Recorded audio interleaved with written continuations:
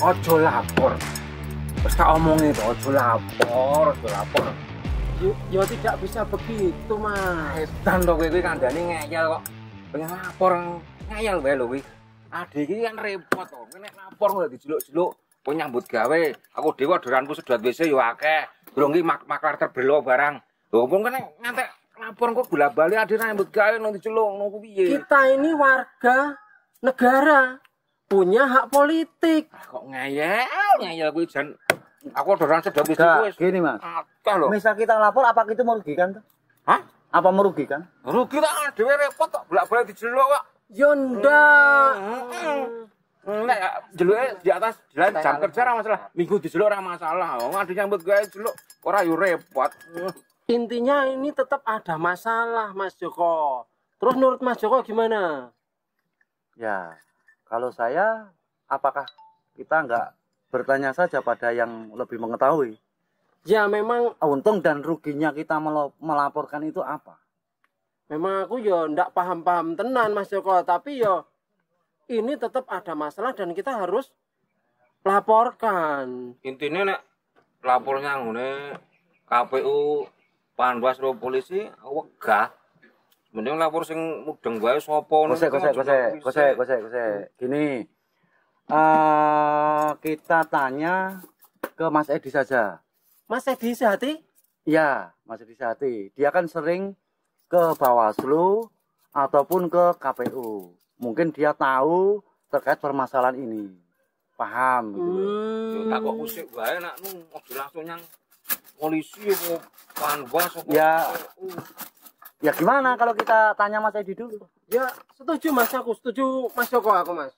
Yo wis apa aneh.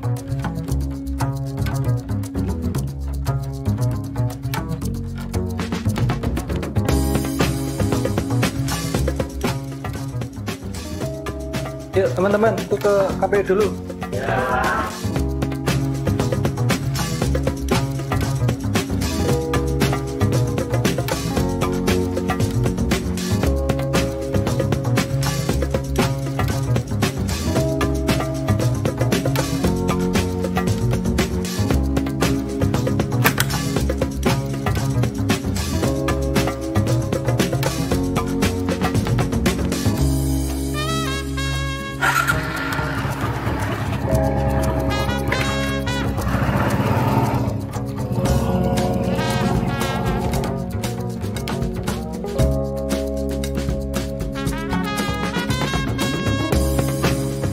Lapor ke, ngono lapor ke, wis ngono wae. Itu kan menyangkut masyarakat.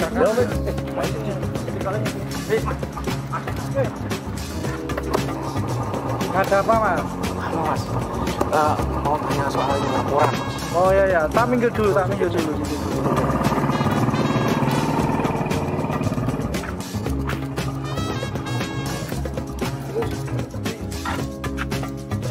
Bentar, saya lepas helm dulu ya.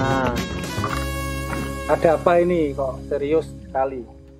Sing ngomong sapa Sing sing? jelaske siapa? Jenengan aja, Mas Joko aja, Mas Joko. Gini Mas Edi, Apa ini Mas Joko? Mas Budi ini kan dalam pilkada ini menemukan suatu masalah. Nah, tujuan Mas Budi mau dilaporkan, tapi Mas Agus ini tidak sepakat untuk dilaporkan. Iya Mas, ora usah. Engko tambahi masalah, nambahi malah musuh barang. Mending rasa laporke wae apa yang polisi, KPU Bawaslu. Ben dijelaske Mas Eko dulu, Mas Edi dulu. Wes. Mas, Pak Edi, di pilkada itu kan kita nemukan apa bagi-bagi uang itu loh. Itu. Iya gitu Mas.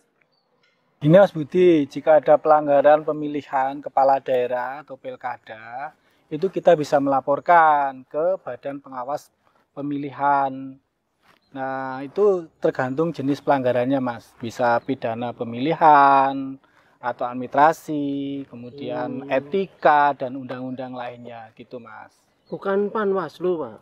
Oh, sekarang ini Mas sesuai dengan Undang-Undang Nomor 7 Tahun 2017, itu sekarang Panwas itu sudah menjadi badan. Jadi Badan Pengawas Pemilu nasional, jadi Bawaslu, Badan Pengawas Pemilu gitu Mas. Berarti pelanggaran itu bisa dilaporkan ya Mas ya? Bisa, kita bisa melaporkan, tapi tadi sesuai dengan jenis pelanggarannya tadi. Rungokno kuwi rasane ya. Aturannya ruwet. Calok senengane ngeyel. Terus ade iku dilaporan karo sapa, Mas Gus? Yang polisi, Bawaslu apa KPU? Kudu jelas, soalnya yo bingung ki kok.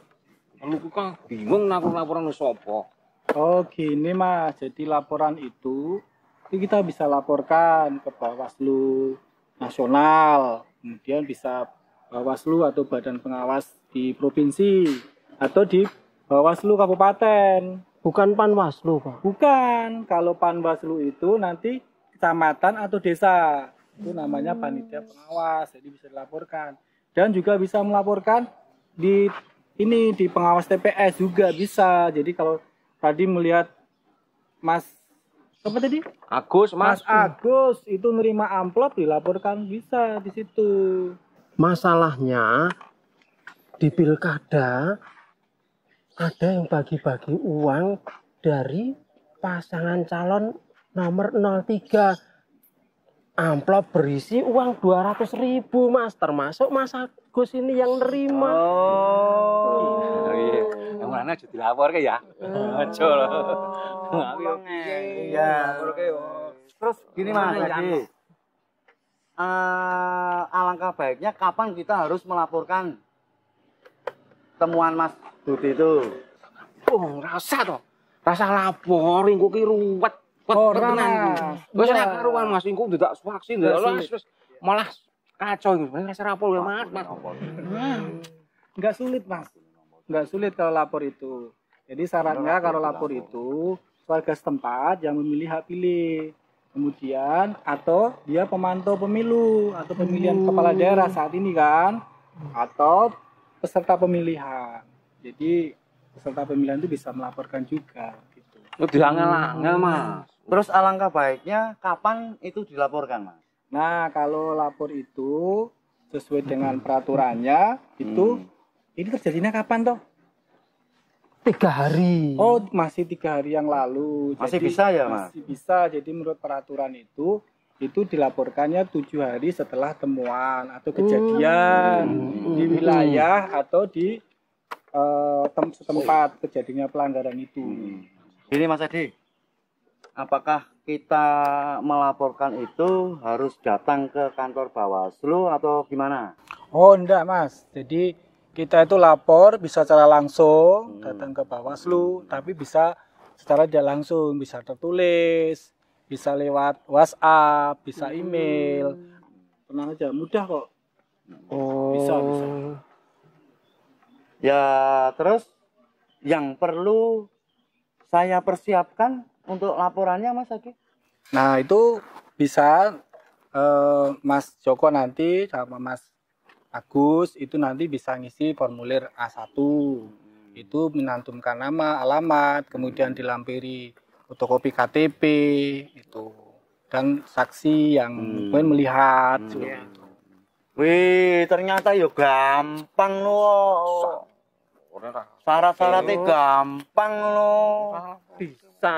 Nah, tadi setelah formulir A1 itu diisi, nah nanti kita bisa ngirimkan atau masukkan ke formulir A3. Itu untuk Mesti kan sampean nglaporke dadi saksi no aku. Mbok saya laporke wae ya Mas yo, laporke ya Mas yo. betul Mas. Betul piye? Budi nanti bisa jadi saksi, tapi bisa juga nanti ada saksi yang lain yang melihat peristiwa dugaan pelanggaran itu, gitu Mas. Jadi nggak harus Mas Budi. Kalau Mas Budi takut, nanti mending jajan lagi aja. Sik Mas. Ngomong-ngomong kok sampean paham terkait dengan aturan-aturan itu toh Mas? Saya ini pengawas partisipatif. Oh, pantes. Jadi teman-teman komunitas difabel itu juga pengawas partisipatif mitra dari Bawaslu Sukoharjo, gitu Mas. Oh, begitu. Iya. Jadi silahkan masyarakat nanti bisa menjadi pengawas partisipatif. kemudian nanti juga bisa ngikuti pendidikan sebagai pengawas partisipatif gitu Mas. Iya. Oke, gitu ya Mas ya. Jadi Udah mudeng. jam 10 ini, mohon maaf saya ditunggu di bawah di KPU. Makasih ya Mas Edi ya atas penjelasannya. Matur Rungokno.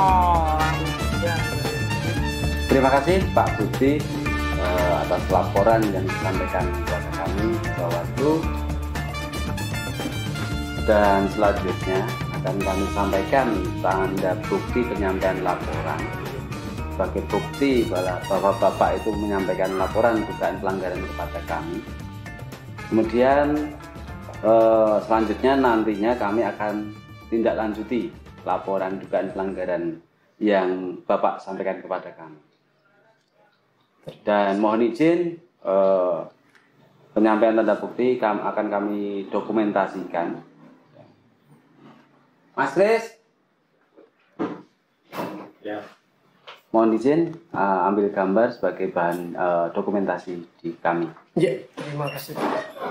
Mohon izin saksi juga ikut berfoto dokumentasi ini. 1, 2. Ya, terima kasih Pak atas penerimaan laporannya. Kami mohon pamit. Terima kasih. Terima kasih.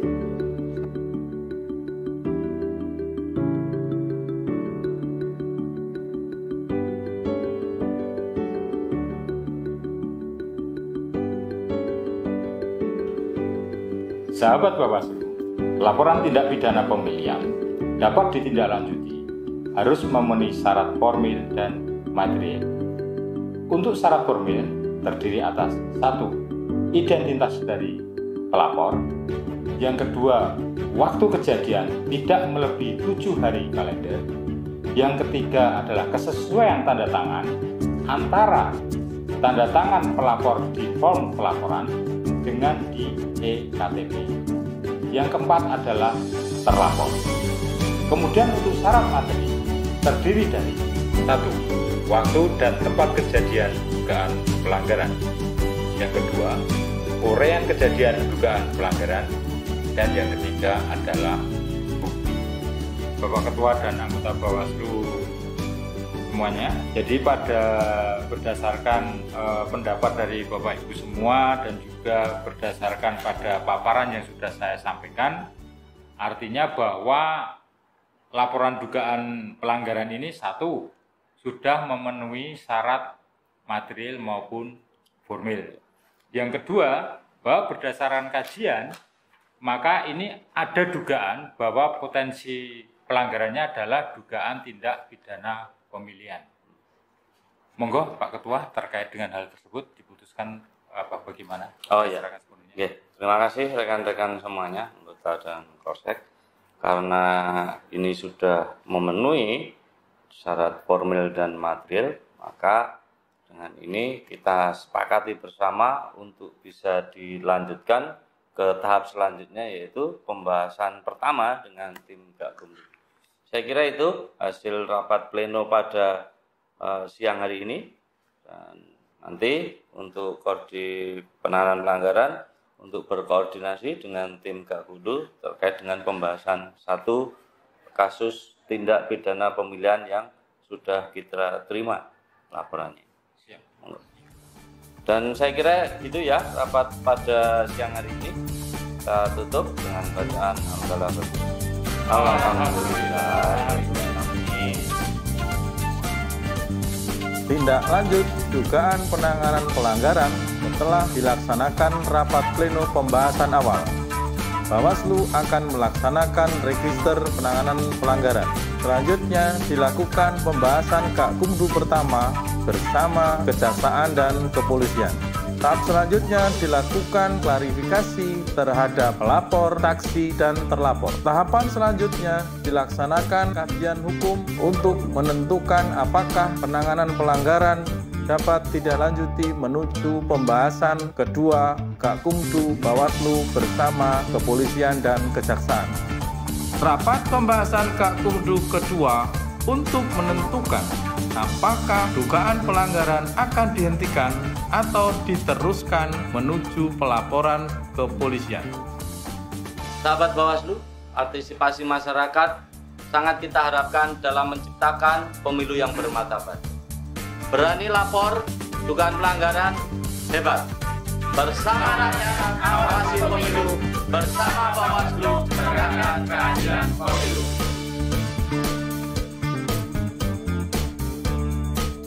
Mahasiswa dan komunitas difabel, mitra pengawas partisipatif Bawaslu Kabupaten Sukoharjo. Salam inklusi.